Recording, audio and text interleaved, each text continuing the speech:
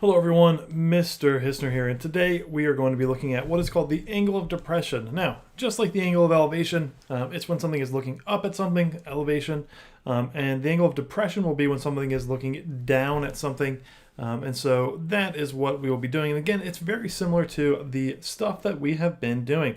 It's not much new stuff, it's just a different way to look at it and a different way to think of it and some new content literacy. So the angle of depression is when you have the line of sight in a horizontal line. Now here's our polar bear. This is his line of sight going from the top of the polar bear down to this little fish here. Right here's some little grass water. And the idea here is that our angle of depression is formed by sort of this horizontal line that's coming from the top of the polar bear, top of your object, and then what is it's looking down to. It's being depressed from there. Now, these two things are parallel, right? The ground and that horizontal line are parallel. And so these two angles in here are alternating interior angles. Yes, this is the transversal region. Remember in September I told you that this will never go away, and that to be unable to recognize the transversals, and especially this particular property of alternating interior angles, is basically like trying to do algebra with not being able to multiply. It's just not possible. It just always comes up, it never goes away. And so here we see it again. So notice how these triangles are actually kind of backwards from the triangles we were just looking at, but the angle that we use in our triangle is still that same kind of bottom angle. So let's look at some of these problems. A polar bear is standing and looking down at a fish.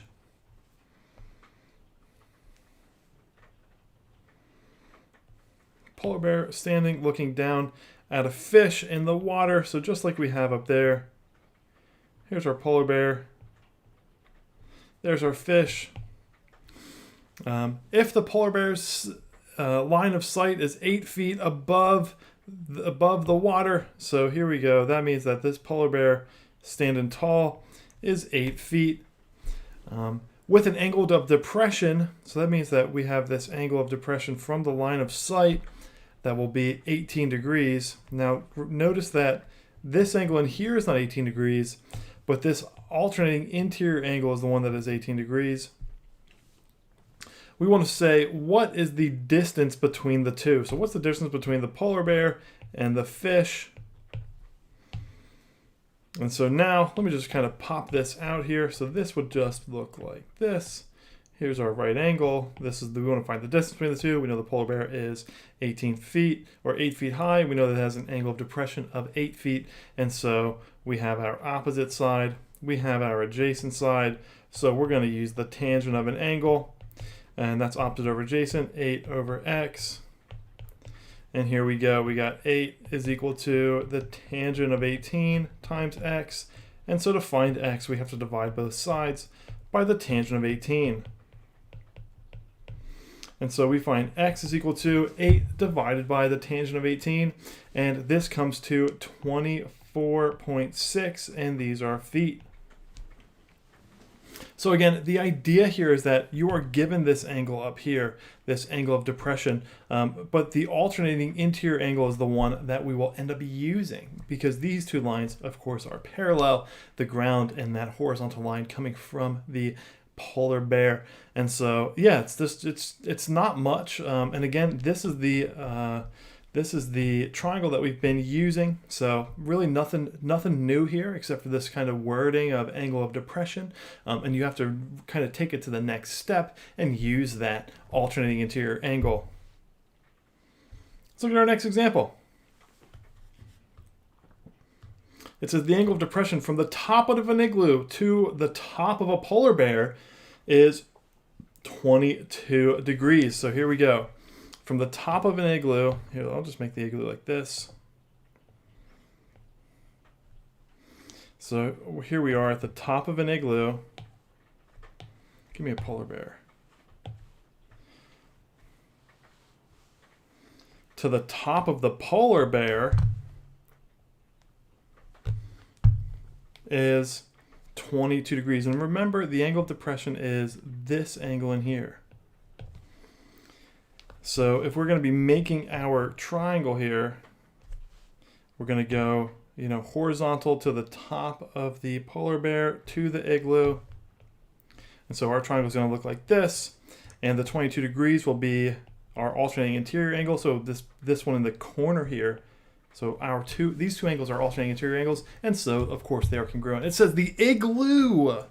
The igloo. So the igloo is 236 feet tall, possibly the world's biggest igloo, and our polar bear is 27 feet tall. Again, a tall lassie over here.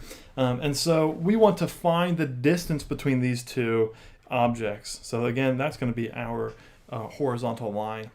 So our goal here is really to solve or to find the measure of this side. And just like we saw in the angle of elevation problems, this side is going to be the difference between the two heights. Notice the igloo is so tall, but the polar bear is also so tall, and we're measuring from the top of the polar bear. So we're gonna have to remove that distance, and this is a simple computation that we can do. This green line is just going to be 236 minus the minus 27. And so I'm just going to kind of redraw this just to make it a little bit more simpler. So it breaks down like this. So this is 209. And now we just have a regular old problem here. We got our opposite, we got our adjacent. And so we have the tangent of 22 is equal to the opposite over the adjacent. And again, this is going to be a division problem because I'm multiplying. This is a 0 to 09 because I'm multiplying the 1 times the numerator, which is a number. So this is the tangent of 22 over x. And now we just must divide both sides by the number being multiplied by x, which is the tangent of 22 degrees. So our value for x is 209 divided by the tangent of 22 degrees. And just be careful putting this into the calculator. Let's just go ahead to the calculator and just see what this is like. 209 divided by the tangent of 22 degrees.